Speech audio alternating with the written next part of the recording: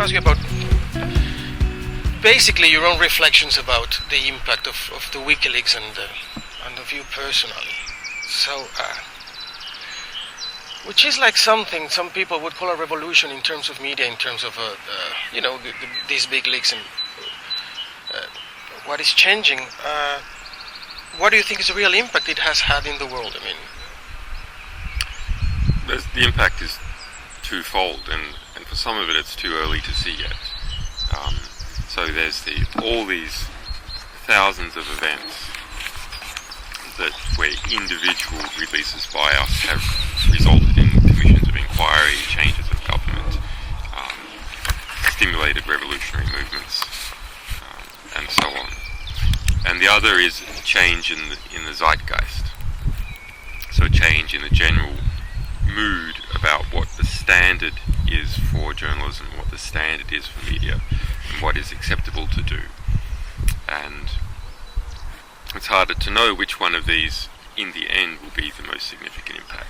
I think if we can steer the process well and we can defend ourselves and defend others who are engaging in similar activities, then this second component, which is changing the mood of the people, the mood of journalists around the world, and the standards that they should be living up to, ultimately this will have the longest ongoing impact.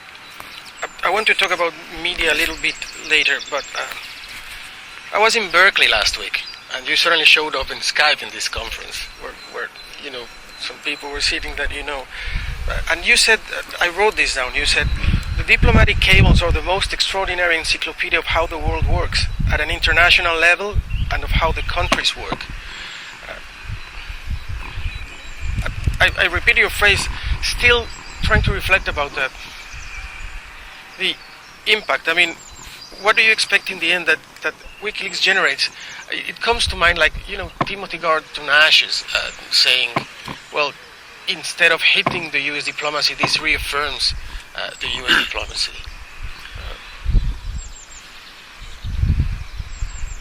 Everything,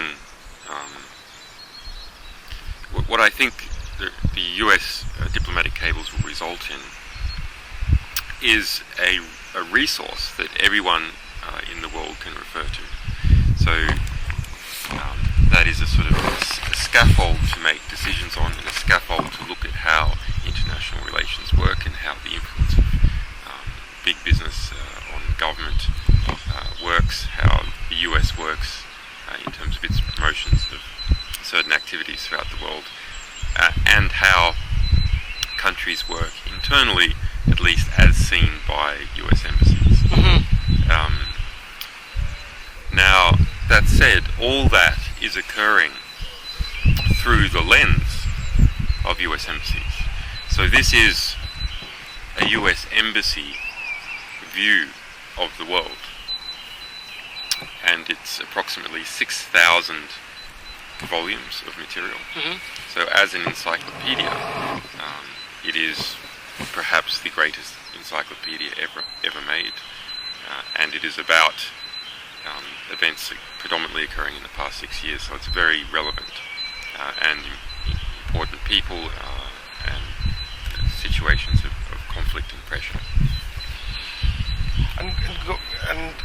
But encoded within it is this problem that it is the US view of the world.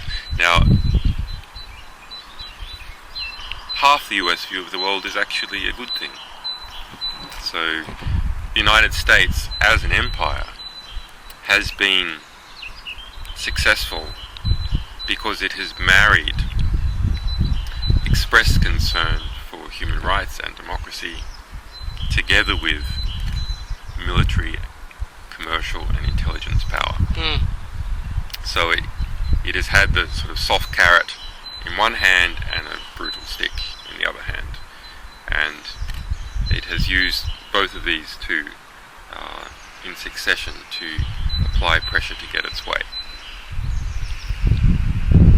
And of course, have you heard many times some say that you are putting a lot of the world's security at stake, leaking these cables? Well, every time we publish something, not just this material, but for many years, that embarrasses a big and powerful organisation. The standard response is, and not just to us, but to other organisations as well, that lives are at stake, etc., etc. But we have a 4-year publishing history, and no one, as far as any government claims, has been injured as a result of our publishing. Do you think you're changing the world order through these leaks? We're changing what people accept to be true. That's very important. Mm-hmm. That's the ground on which every political discussion occurs. For Cablegate, it's still too early to tell yet exactly what that is like.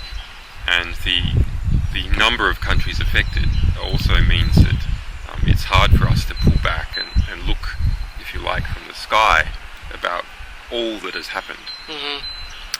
Even we cannot keep up with the number of new stories and revelations that are generated each day from these activities.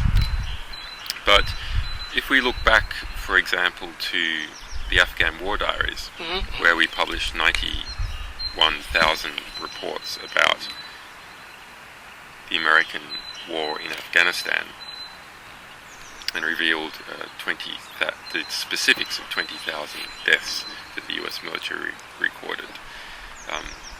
We can see that before that publication, there was a debate in the United States as to whether the war in Afghanistan was going well or not, whether it was something good and the US was going to win, and then there was alternative voices that said, no, it's not a good thing and there should be some kind of exit strategy.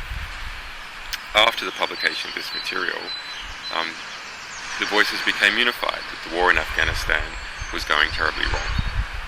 And that then became the ground for discussion. Completely accepted fact. Yeah. So I see, as Cablegate material works its way through the world media and all these individual countries, ground will be shifted so that the discussion on these many, many different issues will take place at a different level.